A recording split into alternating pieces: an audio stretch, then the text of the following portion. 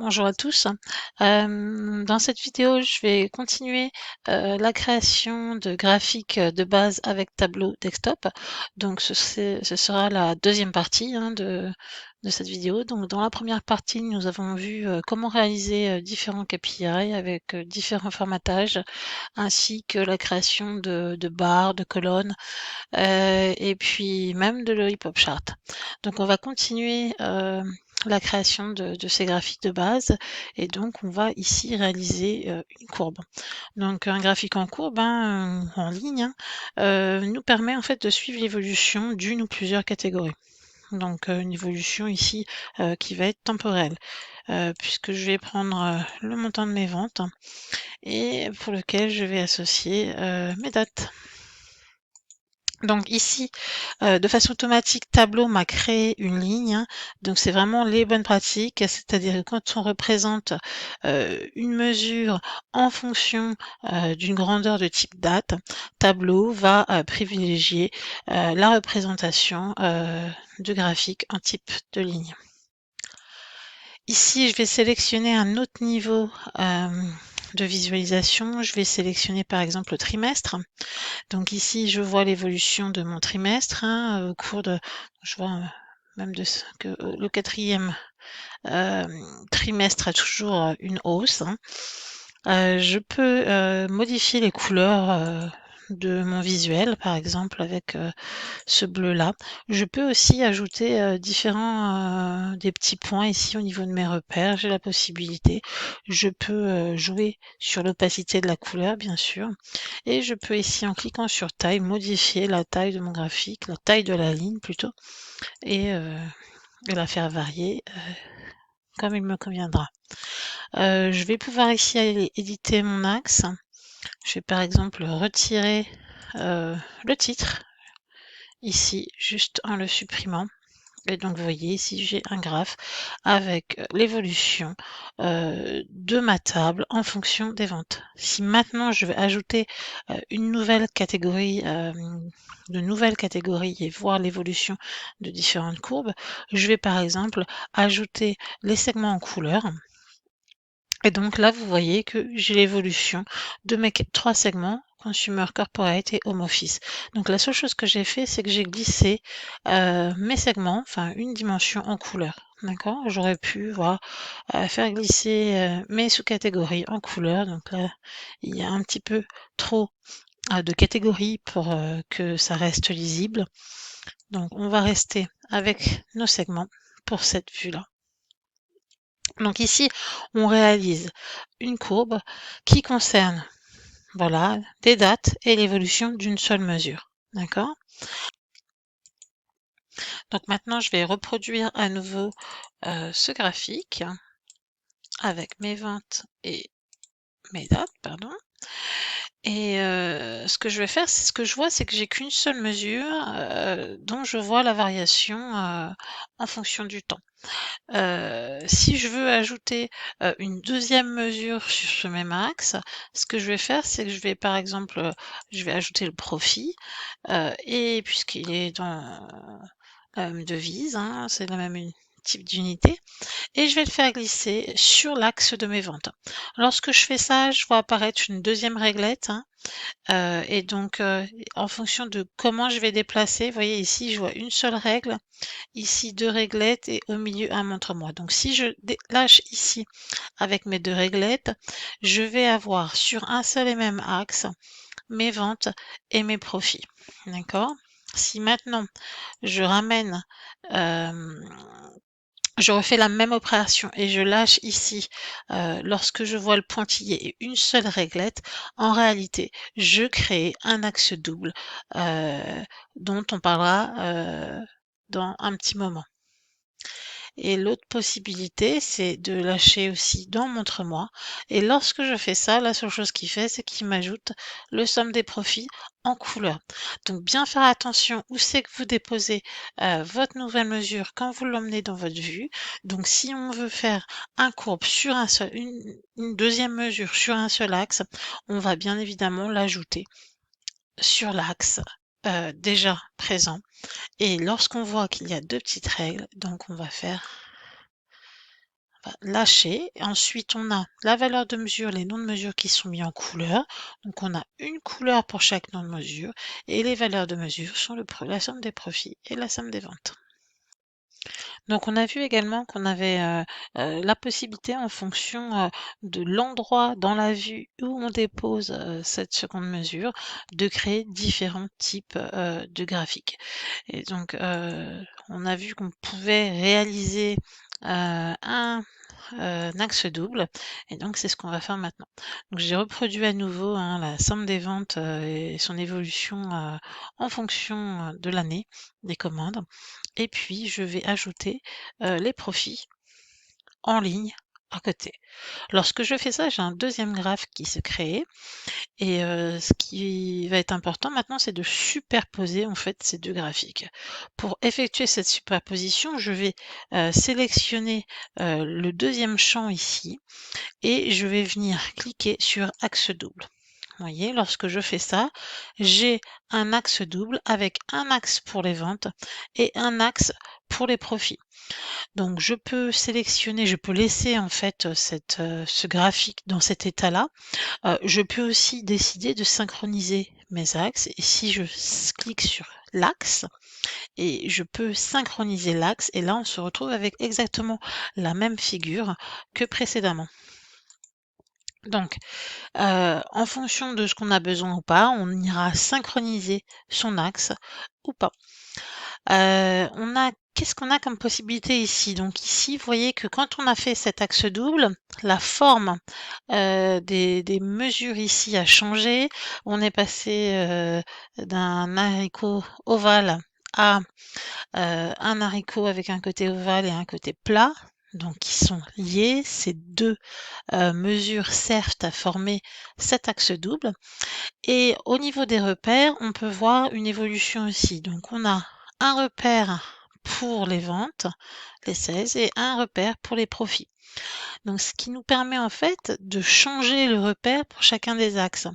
Ici, par exemple, si on choisit des barres, on va avoir en réalité un combo sur un axe double. C'est-à-dire, on a un combo de graphiques, on a un graphique en barre avec la superposition du profit sur ce même graphique. Donc voilà pour la partie des courbes et des axes doubles et des différents axes. Alors, on va passer maintenant au graphique suivant, qui est des graphiques en forme d'aire ou en zone. Euh, Ils nous permettent de suivre l'évolution d'une mesure en fonction du temps, par exemple. Donc, je vais reproduire le graphique des ventes en fonction des dates. Je vais choisir un autre niveau d'agrégation, donc par exemple les trimestres. Et la seule chose que je vais avoir ici pour passer cette figure en mode zone ou en mode repère, enfin en mode zone ou en mode R, pardon, c'est de venir sélectionner ici mon repère et de le faire varier. Donc, vous voyez, je pourrais très bien choisir des barres, des lignes, mais là, je vais choisir en zone. Donc, voilà la réalisation, c'est assez simple, très facile. Puisqu'on vient de travailler sur les axes doubles, je vais vous montrer une petite technique pour accentuer en fait l'effet de cette aire. Quand on est au niveau de la couleur, hein, quand on crée un axe, quand on crée un repère, un graphique avec une zone, automatiquement Tableau nous met une opacité à 60%. On peut l'augmenter, hein, récupérer l'opacité qu'on désire, ou bien la diminuer, donc en fonction de nos besoins. Donc vous voyez ici, on a une espèce d'air qui est très opaque, et puis puisqu'on vient de travailler, qui est très opaque, qui est très transparente, pardon, et donc puisqu'on vient de travailler sur les axes doubles, on va en profiter ici pour ajouter un petit effet qui est d'ajouter une ligne sur la crête de cette aire pour accentuer un peu le graphique. Donc on va ajouter les ventes, hein, en ligne. Donc on a vraiment ici deux graphiques. Le deuxième graphique, on va sélectionner une ligne, et puis on va ajuster la couleur à 100% par exemple, et on va faire un axe double. Donc je sélectionne toujours le deuxième, le deuxième Sum of Sales et je vais créer un axe double.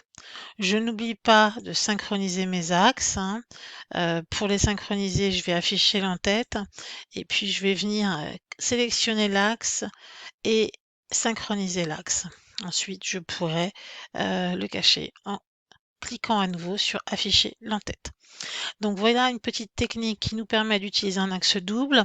Vous voyez ici que dans les repères, on a des ventes qui sont avec un graphique zone et un autre repère avec une ligne que l'on voit sur le dessus qui nous permet en fait voilà d'accentuer l'effet de l'air.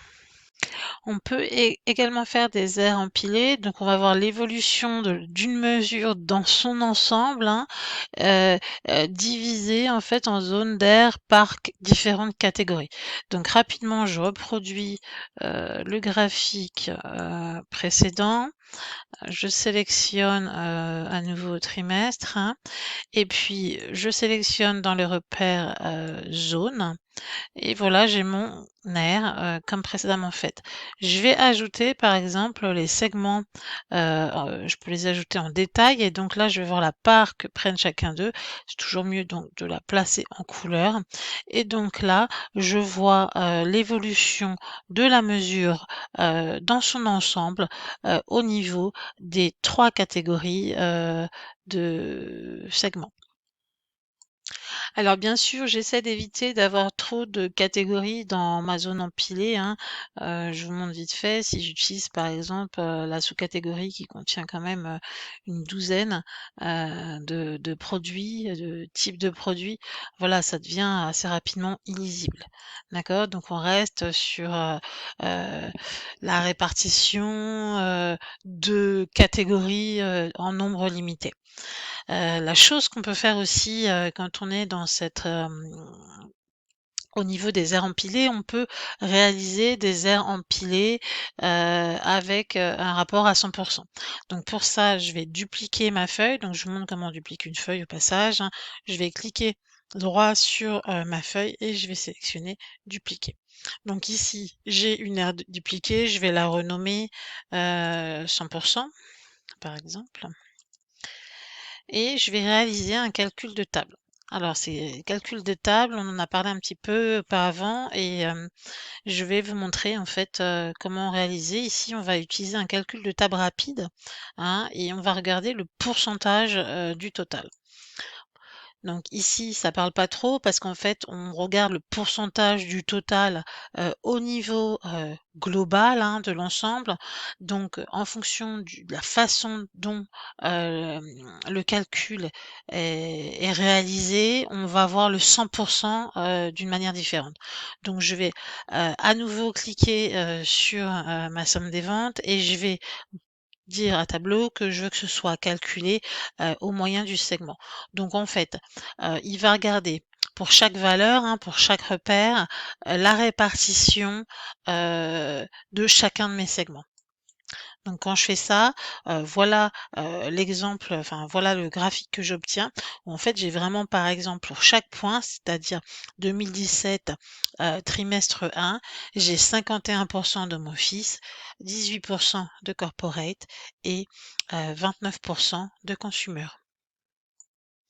J'aime beaucoup ce type de graphique, mais il faut vraiment faire attention à la façon, en fait, dont on demande à Tableau, de faire, ce calcul de table rapide.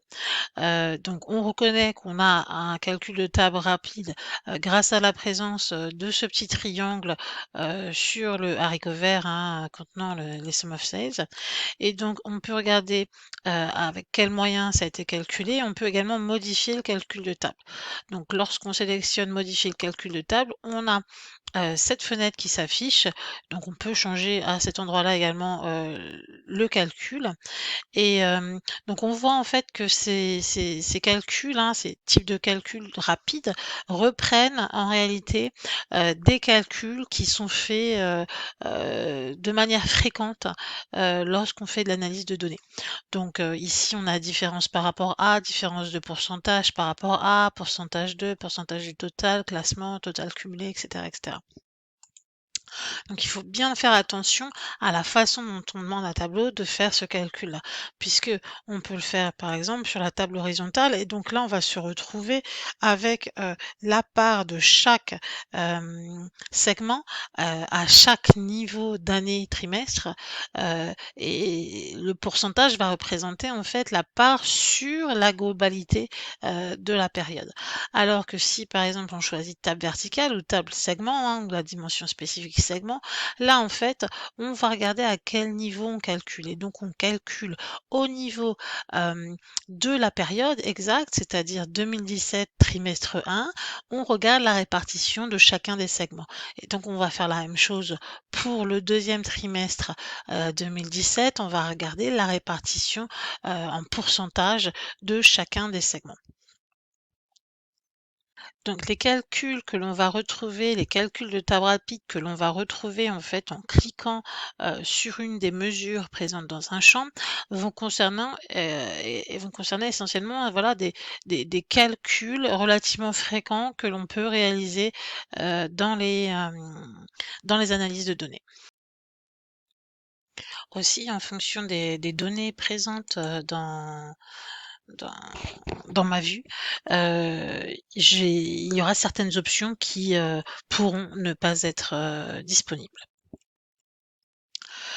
Lorsqu'on édite, une table, de calcul rapide, on a cette fenêtre qui s'affiche ou, qui reprend en fait, le type de calcul, rapide, qu'on a choisi, qu'on peut éditer également et la façon en fait dont est, réalisé ce calcul.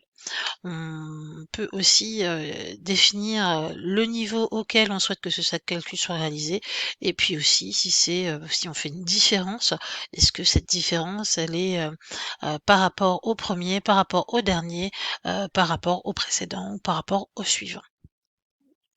Donc dans quel ordre, se font ces calculs et sur quel niveau, quels différents niveaux, ces calculs de table rapide sont effectués?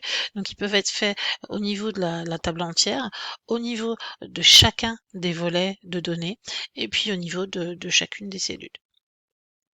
Ces calculs rapides peuvent être effectués donc dans différentes directions, hein. On peut être en état, de table, verticale et dans ces cas-là, si on regarde cet exemple-là, on a, la valeur 100 la valeur des données complètes, qui représente chacun, des trimestres de chaque année. Donc par exemple, le trimestre, 1 de l'année 2017 représente 100 et on va regarder la répartition, la contribution de chacune des sous-catégories sur la totalité de ce trimestre-là. Donc si on regarde maintenant au niveau de la direction horizontale, et bien dans ce cas-là, en fait, on aura la valeur totale sur toute la période 2017, 2018, 2019 qui sera égale à 100% pour une sous-catégorie et on va regarder la contribution de chacun des trimestres, de chacune des années qu'on peut voir ici quand on regarde par rapport au total, leur contribution pour la sous-catégorie. Si on regarde maintenant au niveau du panneau et du panneau vertical, heu, on a en fait le 100 qui représente la contribution de chacune, hem, des sous-catégories, sur le trimestre, mais seulement au niveau de la catégorie complète. C'est-à-dire au niveau, non pas de l'ensemble, des sous-catégories, mais au niveau de la catégorie, fourniture. Donc chacun chacune des sous-catégories représentera en fait un pourcentage, son pourcentage de contribution au profit réalisé ou à la somme des ventes réalisées pour chacun des trimestres et pour chaque catégorie. Si on regarde maintenant au niveau du volet et cette fois-ci du volet, horizontal, donc le 100 va représenter une année complète, et donc on va regarder la contribution de chacun, des trimestres sur une sous-catégorie donnée. Quelle est sa contribution sur, la contribution d'un, trimestre d'une année sur, la sous-catégorie. Et puis le dernier, c'est par cellule. Donc en fait, chaque cellule représentera 100% d'elle-même. Donc voilà rapidement en fait comment c'est calculé. Vous avez aussi la possibilité lorsque vous modifiez le calcul de table, lorsque l'aide au calcul est affichée, de voir, dans quel ordre en fait et dans quelles, conditions, hem, dans quelle direction surtout, le calcul est réalisé.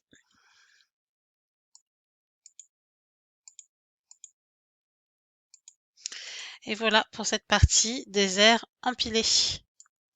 On passe tout de suite à la suite avec les nuages de points. Donc les nuages de points vont nous permettre d'analyser les relations entre deux mesures continues. Donc on va avoir deux axes, euh, deux mesures qui vont représenter deux mesures continues. Et on va pouvoir également utiliser des lignes de référence et même une troisième mesure pour nous permettre de réaliser des cadrans spécifiques. Donc ici, on va regarder par exemple la somme des ventes et la somme des profits.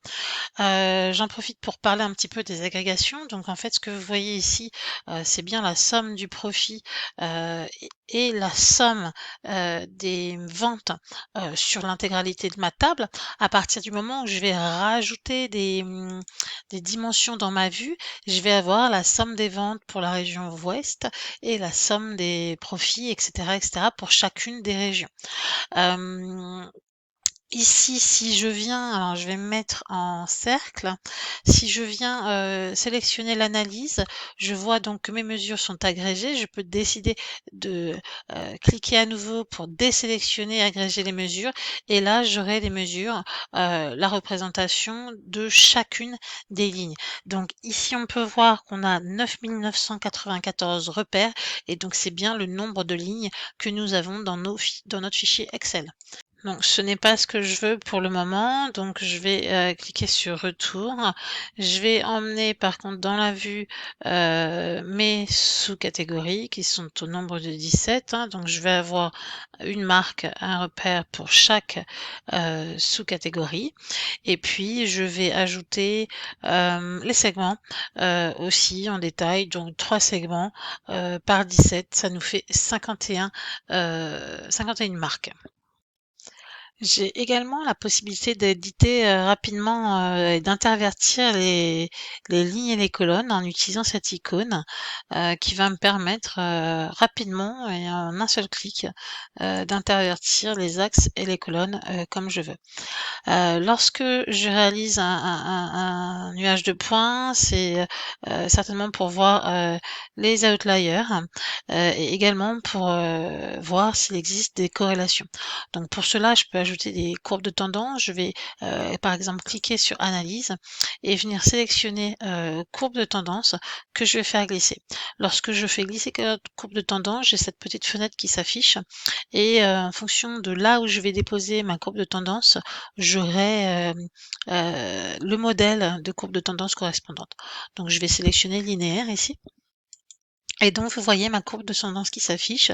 Quand je passe la souris dessus, j'ai l'équation j'ai la formule de l'équation et j'ai le R au carré et la valeur du P. Ce que je vais faire maintenant, c'est ajouter, par exemple, déplacer mon segment en couleur pour me permettre de voir comment sont répartis mes différents segments. Et là, je vois en fait que les consommateurs font beaucoup de ventes, mais que globalement, les courbes restent les mêmes. Alors, je peux aussi ajouter des lignes de référence. Donc, les lignes de référence, je peux les ajouter depuis le panneau d'analyse, mais aussi depuis les axes. Par exemple, je veux me concentrer sur ajouter une ligne de référence lorsque le profit passe à 0. Donc, je vais ouvrir je vais ajouter une ligne de référence en cliquant ici sur ajouter une ligne de référence depuis l'axe. Je vais choisir, j'ai différentes possibilités. Je peux choisir donc une ligne, une bande, une distribution, une boîte à moustache. Et puis je peux regarder au niveau du scope si je veux que cette ligne en fait, ou que je vais choisir cette ligne de référence concerne la table entière, le volet ou la cellule. Ici, la table entière et le volet sont équivalents. Je vais pouvoir aussi décider si de l'agrégation, hein, si je veux voir le total, la somme, la constante. Donc je vais choisir ici une constante et je vais mettre une valeur à 0. Lorsque je fais ça, voilà, j'ai une ligne qui s'affiche à la valeur de 0. D'accord. Donc j'ai une première façon d'ajouter cette constante-là, c'est ici. L'autre manière, c'est d'ajouter une ligne de référence ici, par exemple pour les ventes. Je viens faire glisser, je recommence, je viens faire glisser ma ligne de constante sur les ventes. C'est une ligne de référence au niveau de la table. Et donc ici, on me demande quelle est la valeur que je vois. Donc par exemple, je veux voir à 50 000. Pardon, à 50 000. Et donc je vais pouvoir regarder entre voilà cette zone-là où en fait plutôt cette zone-là où j'ai des ventes importantes avec des profits très négatifs. Alors, si on doit regarder le graphique suivant, hein, qui est le graphique en fait de nuage de bulles, c'est la même chose que le nuage de points, hein, au final, sauf qu'il nous permet d'ajouter une, voire deux mesures supplémentaires. Je vais mettre deux mesures supplémentaires parce que la première en couleur, je ne l'ai pas utilisée dans la vue précédente. Taille et couleurs, donc je vais vous montrer un peu jusqu'où on peut aller pour les nuages de points.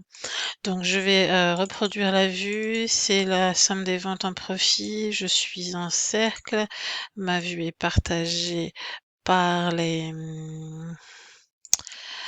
sous-catégories et par les segments. Donc ici, ce que je vais pouvoir faire, c'est par exemple ajouter deux autres choses en couleur. Je vais pouvoir par exemple ajouter la quantité en couleur et je vais pouvoir ajouter une autre mesure comme les discounts en taille. Alors attention à l'utilisation de la grandeur discount qui, vous voyez, de façon automatique s'est mis en somme.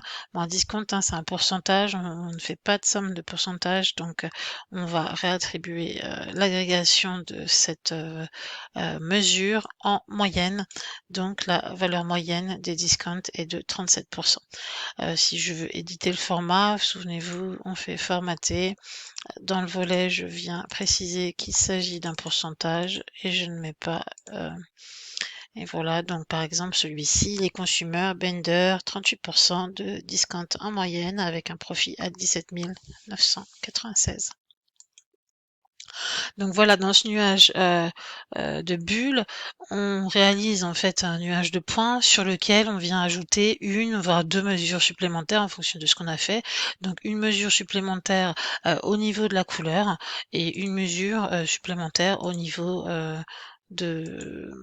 Alors, je vais changer un petit peu ça, hop, et une au niveau de la taille. Alors, on va passer rapidement à la réalisation des cartes. Donc une carte, préférentiellement, on va utiliser des données qui sont proportionnelles, hein, puisqu'on va essayer de réduire le biais des zones qui sont de tailles différentes, parce qu'on peut attribuer sur des cartes des valeurs globales et par exemple une région qui est plus grande, qui occuperait par exemple 2/3 du territoire, ne serait pas représentatif de l'ensemble des valeurs sur la totalité du territoire. Donc comment on réalise une carte? On utilise les données de type géographique. S'ils n'ont pas été attribués, on a toujours la possibilité d'attribuer des rôles géographiques, hein. Ici, il s'agit de villes. Et dans notre cas, on va commencer par représenter les États. Donc si je double-clique ici, j'ai la répartition des États qui se fait. Je peux sélectionner par exemple une carte pleine et voilà, j'ai la totalité des États représentés.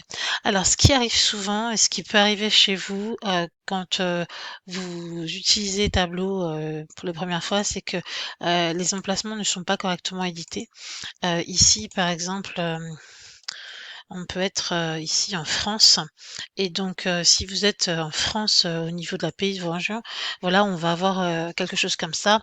Et donc, en général, on se dit, oh là là, ma carte, elle marche pas, je sais pas quoi faire. Donc, c'est pas un souci, c'est juste qu'ils ne trouvent pas les États dans la région dans laquelle il s'est mis par défaut. Donc plusieurs possibilités, hein. Soit on vient éditer, modifier les emplacements ici, soit on double-clique en fait sur les 49 inconnus et on vient sélectionner modifier les emplacements. Lorsqu'on fait ça, on va rétablir que les États se trouvent bien aux États-Unis. Donc je commence à écrire États-Unis et je sélectionne et donc maintenant il n'a plus aucun problème à trouver les États. Alors, on peut maintenant ajouter une mesure, hein, pour colorer cette carte. Donc, ici, par exemple, je vais ajouter le profit ratio et donc on voit la répartition du taux de profit sur l'ensemble du territoire des États-Unis. Alors, ici, ce qu'on voit, c'est qu'on a toujours un petit peu de transparence. C'est important de laisser un petit peu de transparence, hein, au niveau de la carte pour voir un petit peu le fond de carte avec les zones et le nom des États. Alors, on disait que quand on regardait ce type de carte, on avait souvent, la possibilité enfin, il y a souvent la possibilité, il vaut mieux utiliser en fait des taux et cetera qui font, pour réduire le biais dû à des tailles, différentes, qui peuvent nous donner et nous conduire, dans de fausses interprétations. Cependant, en fait, la carte, elle est très utile aussi parfois pour nous servir de filtre. Donc là, rapidement, je vais pas représenter les États, mais par exemple les régions ici, que je vais mettre en carte pleine et que je vais en fait, finalement ajouter en couleur.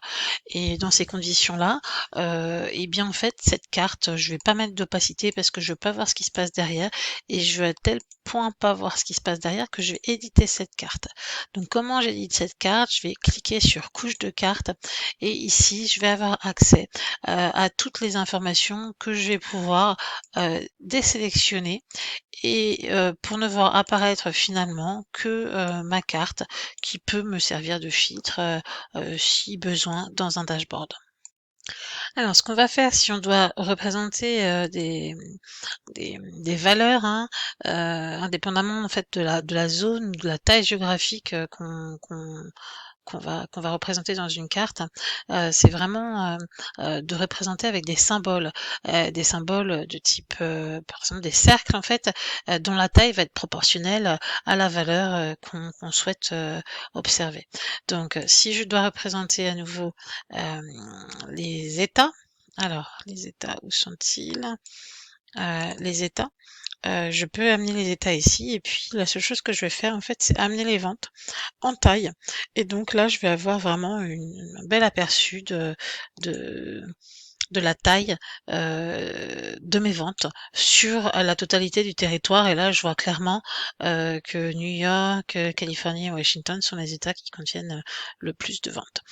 Je peux éditer la taille de ces cercles parce que, par exemple, hein, les 920, par exemple, de North Dakota, j'ai même pas l'impression qu'il y a des ventes ici. Donc, ce que je vais faire, c'est que je vais cliquer sur modifier les tailles et puis je vais pouvoir sélectionner de 0 par plage. Donc, je vais faire par plage et puis je vais réduire un petit peu le plus petit. Et donc, ça va me faire des choses comme ça. Bon, c'est un peu gros, donc je vais réduire à ce niveau-là, mais au moins, je vois la totalité de mes de mes états. Après, ce qu'on peut faire, c'est, avec la nouveauté un petit peu, tableau, c'est d'ajouter différentes couches, de cartes. Alors pour ça, par exemple, je vais pouvoir ajouter, je peux ajouter mon fond de carte au final, hein. Si j'ajoute, mes régions, par exemple, ici, je vais pouvoir avoir un niveau de région, je vais mettre en carte pleine et puis je vais décider de le colorer, par exemple avec, je vais laisser colorer comme ça. Alors là, au niveau de ce qu'on voit, je vois que c'est derrière, c'est pas très très clair ce qui se passe. Je sais pas si je peux le remonter les états dessus. Eh bien si je déplace mon repère, je vais faire remonter la carte, au-dessus. Mes points gris sont pas très jolis. Je vais éditer la couleur. Je vais les mettre peut-être dans un bleu comme ça là. Euh, je vais pouvoir ajouter comme ça de nombreuses couches, hein. Si on doit ajouter maintenant bah, les villes, si je prends les villes, que je les fais glisser, j'ajoute une couche repère, voilà, j'ai encore incrémenté et j'ai un niveau des couches. Alors, je vais changer la couleur encore des villes. Je vais mettre ça en noir. Ah, ah. Je vais cliquer sur plus de couleurs, je vais les mettre en rouge. C'est très vilain. Et donc là, ce que je vois, c'est que j'ai tous mes points de ville, hein. Par contre, j'ai toujours 353 inconnus. Donc c'est le même souci qu'on a rencontré auparavant. Je double-clique, je viens cliquer sur modifier les emplacements. Et là, bon bah il a bien conscience que c'est aux États-Unis, hein, parce que c'est ce qu'on lui a demandé. Par contre, probablement que les villes qui sont citées ici, il ne sait pas très bien les attribuer parce qu'ils peuvent appartenir à plusieurs États. Donc il faut remonter dans la hiérarchie de notre table de données. Et donc au lieu de aucun pour État-province, on va pas dire fixe, on va pas sélectionner un État en particulier parce qu'on en a plein, mais on va sélectionner à partir du champ et on va dire à partir du champ state d'attribuer les villes de façon correcte. Et voilà, maintenant il a affiché toutes mes villes et donc il y a beaucoup plus de points maintenant. Donc on voit bien que ma carte de démo n'est absolument pas lisible. Donc je vais retirer tout ce que je veux retirer de cette vue, hein, pour laisser quelque chose de correct à voir. Donc ici j'ai cette carte. Je vais mettre par exemple les profits en couleur. Et je vais mettre, par exemple, les discounts en taille. Pareil, je vais venir sélectionner la moyenne. Donc ici, j'ai une superposition de plusieurs points. Donc c'est important ici bah, de jouer un petit peu, d'ajouter un petit peu de transparence. Mais quand on ajoute un petit peu de transparence, on voit plus très bien ce qui se passe derrière. Donc ne pas hésiter à ajouter une bordure pour quand même donner du contraste au point par rapport à la carte. Euh, sur cette carte, on a aussi différentes possibilités de d'affichage et donc je vais vous montrer lesquelles. Donc je vais recliquer sur carte et sur couche de carte et donc là on est dans un modèle clair. Je peux choisir également en mode normal, en mode foncé.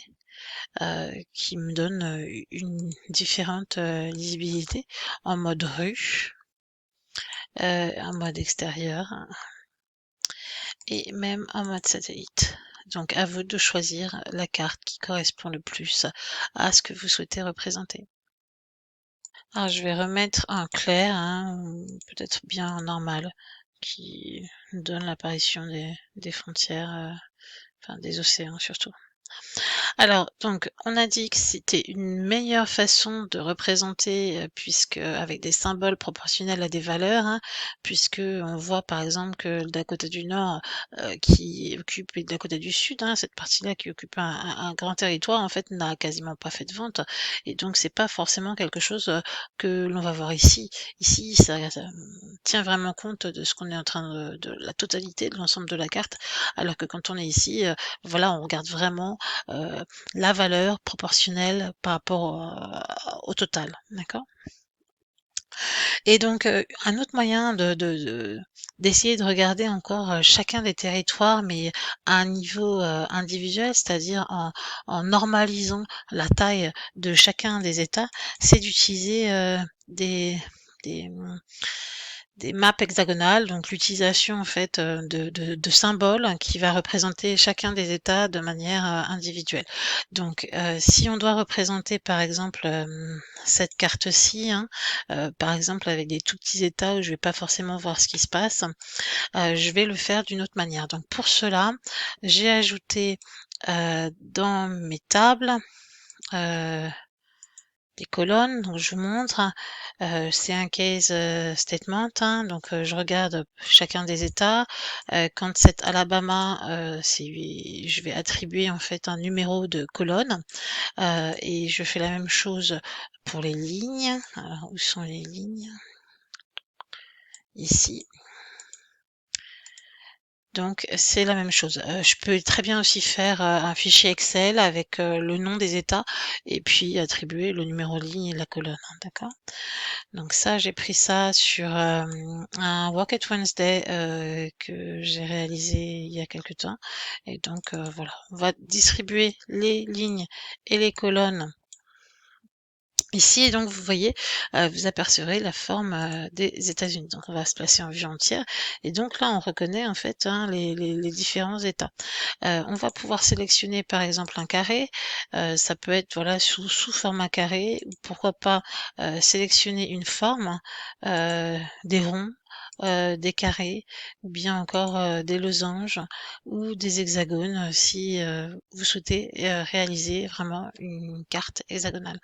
Donc par exemple ici, je vais choisir, des carrés, je peux augmenter légèrement leur taille ou pas et puis, je vais cacher, les in-têtes. Voilà, je vais cacher les 2 in-têtes et puis du coup, je vais mettre, le profit ratio en couleur à nouveau et donc là, j'ai une belle répartition de chacun de mes états. Ce que je peux faire, c'est ajouter en texte, le nom des états. Donc pour cela, j'ai réalisé, un champ. Non, c'était pas celui-là. Celui-là ne sert à rien. Où sont mes abréviations? Ici. Donc avec, encore un case statement avec, le nom de l'état, hein, qui vient chercher en fait, chacun des noms des états pour lui attribuer l'abréviation et donc je vais venir mettre l'abréviation en étiquette. Je vais centrer cette, valeur-là. Je vais pouvoir la faire un petit peu, agrandie. Hop.